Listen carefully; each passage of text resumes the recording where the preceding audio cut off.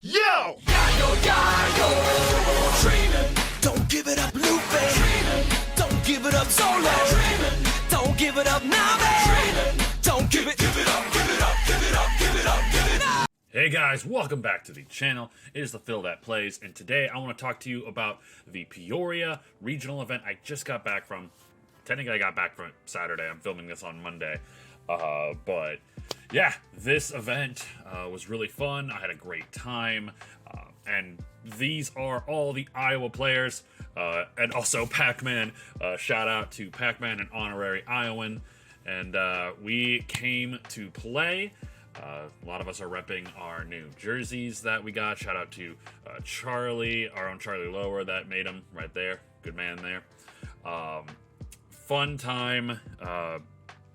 This was the first regional I've been to since the last Peoria regional in April or May, around that time. But yeah, we had a great time. Overall, I thought we did pretty good. I think the lowest person in our group placed like 411, and the highest was 50th. And that was to our own Zach, right back there. Zach, good man. He ended up going 50th place with, oh, that's me. Zach ended up going 50th with Whitebeard, went 6-3 for the whole event. I personally piloted, Green Purple Doflamingo, and ended up going 3-4 before I scrubbed out, because it got to a point where I looked at my matches, and 3 of my opponents at that point had dropped out. 2 of them pretty quickly, the other one a little bit later, so I knew now having 4 losses, I was not going to have a chance of getting into the top 128, especially with those 3 dropouts, so I decided to go play some side events and have fun with that. Ended up playing Blue Dofi in one, and Blurple Kaido in another, which I got 2nd place with Blurple Kaido, which was really fun. Let's see, I think the 2nd highest ranking person in our group was Charlie here, who got 182, playing Law. I mean, him actually played in the 7th round. Really good game, but he ended up taking it, playing with Law, and that was like, you know, I think I'm good. I'm good for the day. Regardless, I had such a fun time with the event, and I love this group of people. They're all great, and it just, good time. It's always a great time going to these events because you will always meet great people. You will have a good time. It's a good time. You're laughing with your opponent. You're having fun, and then afterwards you get some dinner, you get some drinks, and you just talk about the day. You vent about the day, your matches, and overall, it's a great community. Now there was somebody that my buddy Jimmy here. Shout out to Iowa Grand Fleet. Go like and subscribe to that channel as well. There was somebody he ended up playing against who, I will say, I'm not going to say their name, but I will say this is not how you act in the community. Do not be a jerk. Do not be that guy who thinks he's better than everybody. Do not be disrespectful. Do not talk down to people. You know, just don't. There was a guy, he ended up playing in a mirror match with Queen, and the guy was like, nah, you're gonna lose already. I practiced with Holden Miller. I know how to play Queen. Cool. He was at like table 164, like at that point. Like, nah, obviously you're not doing that well with Queen. But regardless, don't be that guy. Don't be a dick. Just be positive, because then you just ruin people's time. Like, and I heard him later, because he was a couple seats down from me during a match, and I heard him also talking a lot of disrespect. And it's like, that's not how you do it. That's not how you behave in a community. So, guys, probably not going to watch this video, but if you know who you are, be better. Because you're just going to ruin other people's time. And if you're not going to play this game for fun, don't play it. So, but overall, that was my group. That was my experience. I had such a fun time with the side events. The vendors, for the most part, were pretty okay. Like, a lot of them, unfortunately, did overprice a lot of their products. The Devil Fruit collection, I think it was Mystic TCG had 2, but they were pricing them at $45. when the retail MSRP is 25, and I ended up finding one at my local Target when I got back for $25. So first and foremost, vendors need to stop scalping. Not scalping. I'm sorry. Vendors need to stop overcharging. They understand it just came out the previous day, and people may not be able to find them. But the product itself, it is not worth. It's barely worth the $25 to $30. It's not worth $45. And the people who bought them do better. Don't buy overpriced products. It just lets people know that they can keep doing that. A lot of the cards were fair priced, maybe like a couple bucks over TCG Player. Some of them were grossly over TCG Player. And it was like vendors, but it was good that we had 3 vendors this time. The last Peoria event we had 1, and the vendor was awful, rude, disrespectful to players and pricing, but overall, better. The judges themselves were great, and the people that ran the tournament, fantastic. I can't honestly remember who ran it, but it was a great time, and I love the Peoria regional, and I really cannot wait to go back, especially with the new ban list restrictions. I'm hoping to see what decks will impact the meta. My bets, if you haven't checked my previous video, you know what? Go check my previous video. Me and Jimmy talk about the OPO 4.5 meta that we're going to have for the next about month or so before set 5 comes out. Go check that out. It was a lot of fun. But let me show you the deck I played.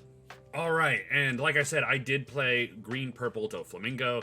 The last week before Peoria, I was really contemplating what deck to play. It was either going to be Green Purple Dofi or Blue Dofi.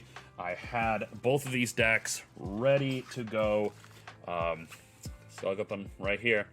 I got them ready to go, and I was set on Blue Dofi, but then after doing some more practice against Law and Katakuri, and even Whitebeard, I just didn't feel as confident with the deck as I should, and I didn't really want to go and play 9 rounds and then lose, horribly with Blue Dofi. I think Blue Dofi's a good deck. It's just this meta, heavy yellow meta, is very rough, and the red matchups are not as easy as people like to say.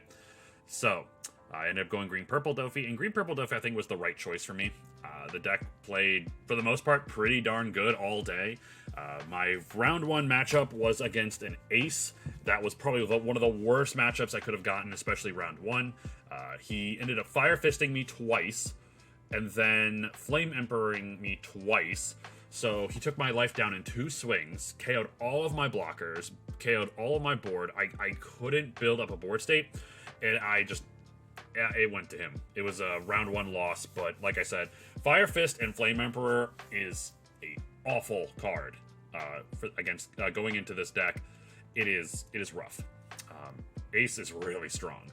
Next we had Zoro, and Zoro's still a hard matchup for this deck, but once again he played Fire Fist and wiped my board out, and I couldn't build up a solid enough board state, and I think I lost before I even got to 10 Dawn. Round 3 was Magellan. I did win that one, but I also felt bad because he didn't see any of his Magellans or his Searchers, and I wasn't able to build up a board and get the win off that.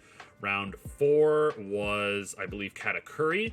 Katakuri was rough, but they also didn't seem to draw very well, and I was able to establish a pretty wide board and was able to secure the win. Round 5 was Whitebeard, and Whitebeard was rough, but I ended up winning because of a last trigger Punk Gibson that tapped down one of his attackers, which left me with my blocker that I didn't need to block with, and I was able to win the next turn. So at that point I was 2-2. Next I played against a Queen, and Queen absolutely pressed my shit in. They bottom deck all of my pieces with Red Rock and Mihawk. They played Katakuri, 3000 Worlds, all that stuff, and I was not able to build up a sizable board quick enough, and they were able to then take me down in one turn. It was rough. Then finally, round 7. At this point, I was 3-3. Round 7 was against my buddy Charlie, who was also 3-3 with the Law, and we were like, yeah, whoever wins this, no hard feelings, Started off really, really well. I had the Chopper and the Sugar out on board. I was controlling his board, but eventually he did He did win by hard casting the Rush Luffy, the 5-drop Zoro, so the 5-drop Law blocker, and I ran out of resources. So, great games. At that point, like I said, I was 3-4. I looked at my previous school, like my pairings and whatnot, and saw 3 people had left out of the 7 that I played with. So I was just like, nah, I'm just done. Maybe if I had played, I may have gone like 4-5, 5-4.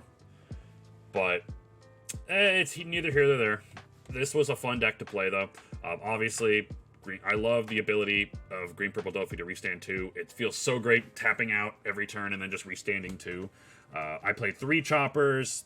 We're great into the Zoro into the Law matchup. Nami felt great, except when it bricked, or I would look at the top 3 and all of them were non-film, put them at the bottom. Luffy, solid.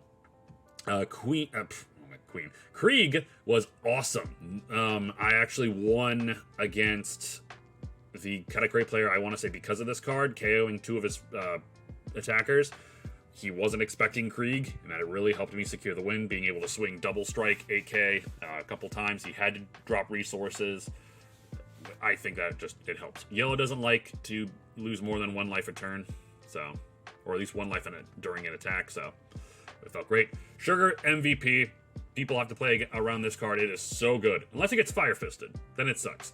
10-drop Doflamingo. I was only ever able to play 1 per game at a time. I was never able to see more than 1 in hand, but card's awesome. Love it. Shiki, standard 2k counter. Queen put in work at 3 copies, being able to cycle my hand, drawing more cards. Uda, also another MVP. Great to play off the Luffy. Great to tap down other things on board, so that way it could slow down their attacks. Gale Tessero, you play us on turn 8, you play your Dofi on turn 10, and you're just drawing 2 cards free per turn. It's amazing. 3 Bins. Bins put in great work against the Whitebeard player. Now that the ban list is over, I probably will swap this out for Brooks, just to build a wider board now. Buena Vista, 2k counter. Standard stuff. Sucks when you don't see any film cards in your top 5. The event package I ran was 3 Punk Gibsons. Punk Gibson put in work. Spiderweb was amazing for keeping my stuff on board. Thunder Bagawa to help get you back on your even curve if you have to go first. And I ran 1 copy of Gum Gum Jet Gatling, which did come in handy to drop a card that isn't counterable out of my hand to get that additional 3k combo.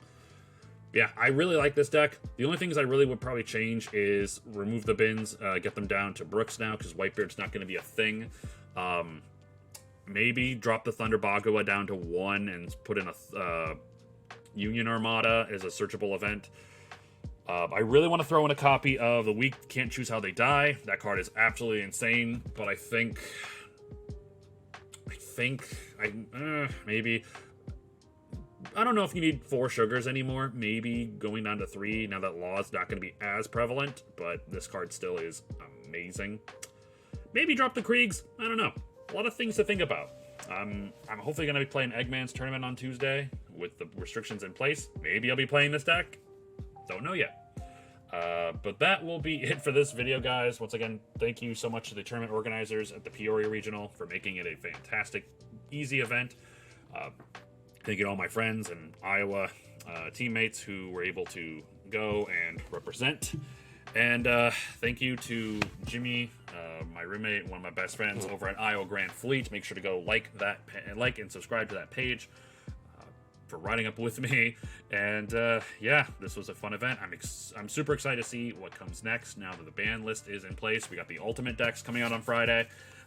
It's going to be really exciting to see what happens here. So thank you guys so much for checking out this video. Make sure to like and subscribe. We are heading now to 600 subs and ultimately the goal of 1,000. Until the next time I see you, take care. Here's how the story goes. We find out by the treasure in the grand line. There's no doubt. The pirate whose eye is on it, he'll sing. I'll be king of the pirates. I'm gonna be king.